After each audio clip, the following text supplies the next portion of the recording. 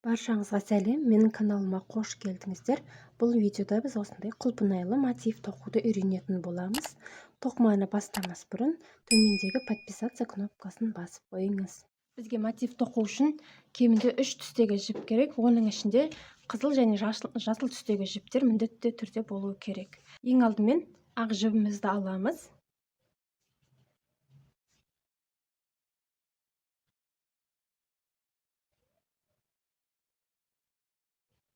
Осы мынау біздің сақинаның ішіне накидті столбиктер тоқитын боламыз. 2 ауа ілмегін аламыз. Бұл бізде бір столбик болып есептеледі. Жіпті крючокқа ілеміз де сақинадан өткізіп тартып шығарамыз.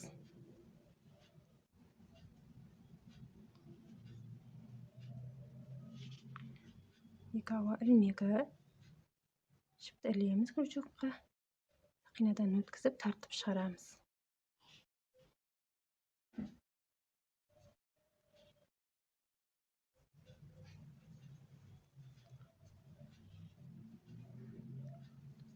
Осылай тағы да 2 рет қайталап шығамыз. Бірінші қатарымызды аяқтап қалдық. Соңғы столбикті тоқимыз. 2 ауа ілмегі.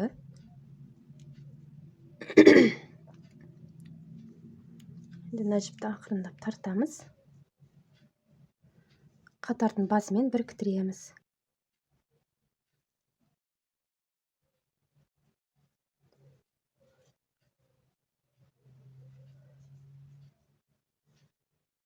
Үш ауа ілмегі. 1, 2, 3. Біздің келесі бұрышымызға 3 накидті столбик тоқимыз. 1, 2, 3. 2 ауа ілмегі. 1 накидті столбик. Енді қызыл жібімізді аламыз.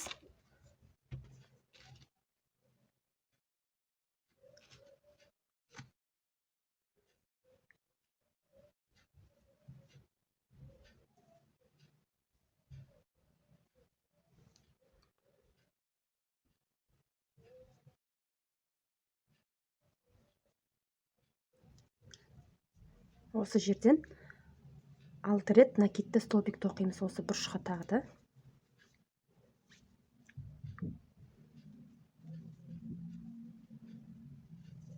1, 2, 6-шы столбик міне. Осындай болып шығады. Енді мына бірінші қызыл столбиктен өткіземіз крючокты. Мына жібімізді іліп аламыз. Енді жасыл жібімізбен жалғастырамыз.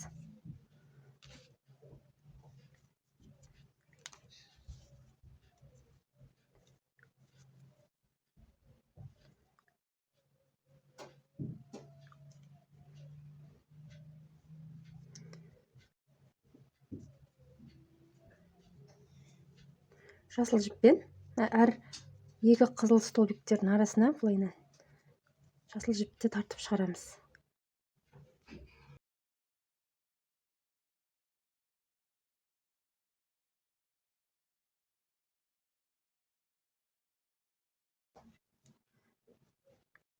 Алтауы болды.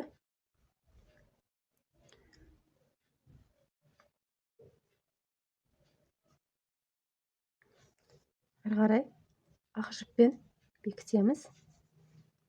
Тартамыз. Енді осы қызыл жіптің жанынан осы жерге тағы да ақ жіппен 1 накидті столбик тоқимыз.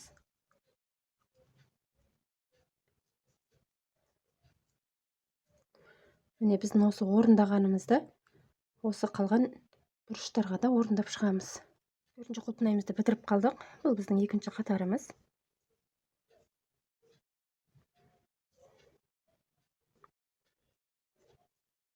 Біздің қатардың басындағы ауа ілмектердің ең үстіңгісіне бекітеміз. Енді келесі қатарымыз. Мына жерге ұяшыққа тоқимыз. 2 ауа ілмегі, бұл бізде бір столбик болып саналады. Енді тағы да 2 накидті столбик тоқимыз.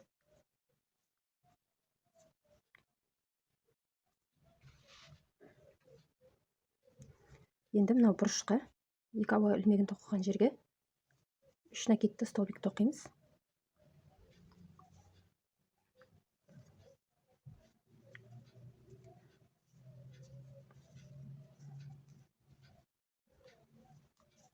Екі ауа ілмегі. Осы жерге тағы да 3 накидті столбик тоқимыз.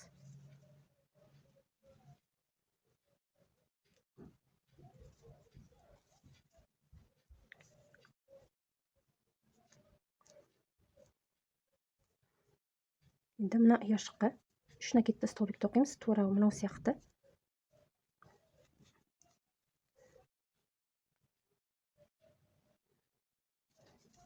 Артындағы жіптер осылай кете береді астына.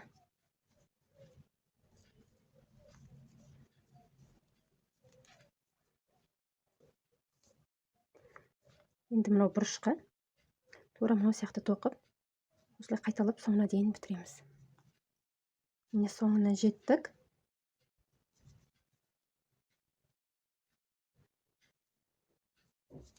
Қатардың басымен біріктіреміз.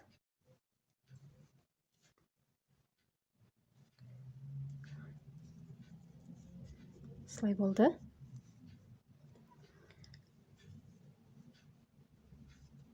Екі ауа ілмегі. Әрқайсына бір-бір накидті столбиктен тоқып шығамыз.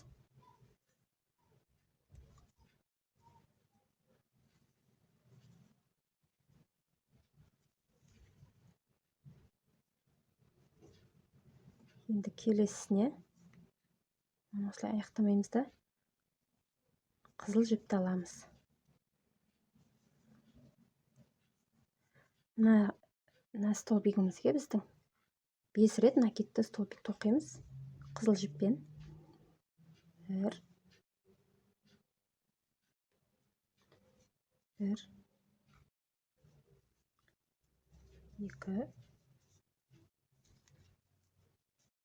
3 4 5. Бесіншінің бас жағын ақ қыламыз.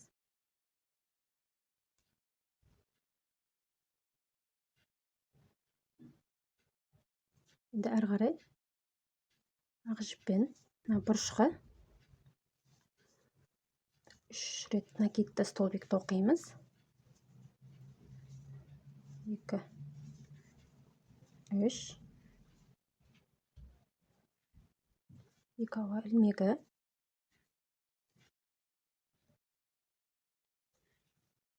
Үш рет накидті столбик тағы да.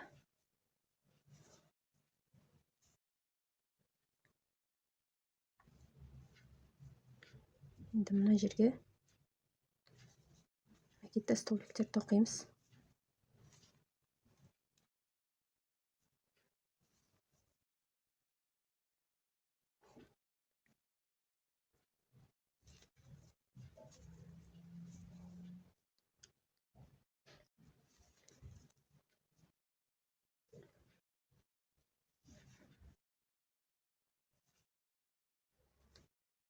Осылай қалдырамыз.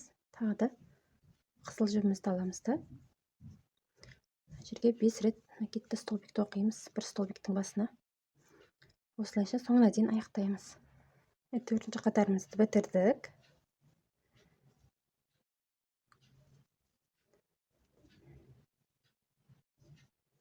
Келесі қатарымыз ауа ілмегі.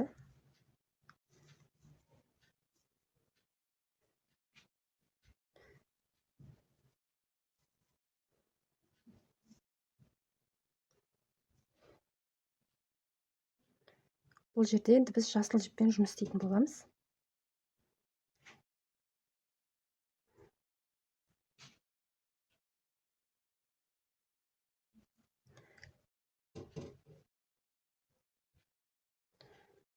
Мінекей, енді мына қызылды біз бір столбикке жинаймыз.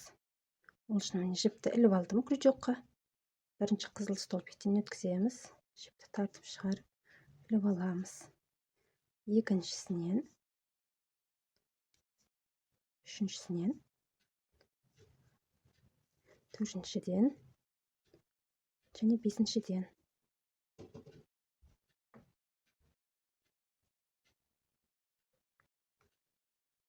Барлығын ақ жіпке жинаймыз.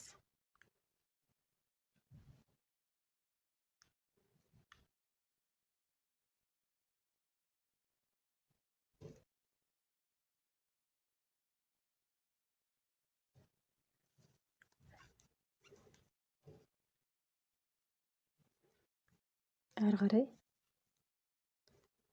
тоқып кетеміз ақ жіппен әрі қарай.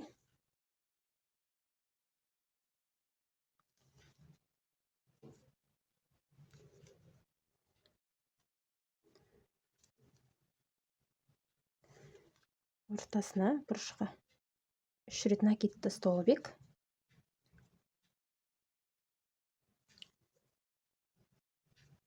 Екі ауа ілмегі.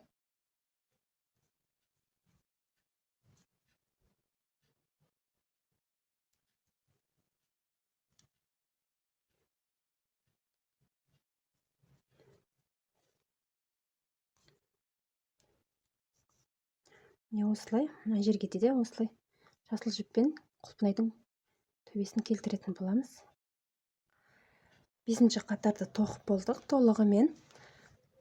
Одан кейін тағы бір қатар ақ түсті жіппен көмкеріп шықтым. Біздің мотивіміз осындай болды, алақанға сияды. Бұндай мотивтермен көптеген бұйымдар тоқуға болады. Әсіресе кішкентай қыздарға сумочка әдемі шығады, балаларға жамылғы, жастық қаптар, көптеген нәрсе тоқуға болады. Кәдеңізге жарасын. Видео ұнаса лайк басып комментарий қалдыруды ұмытпаңыздар, және төмендегі подписаться кнопкасын басып қойыңыздар. Келесі кездескенше сау болыңыздар.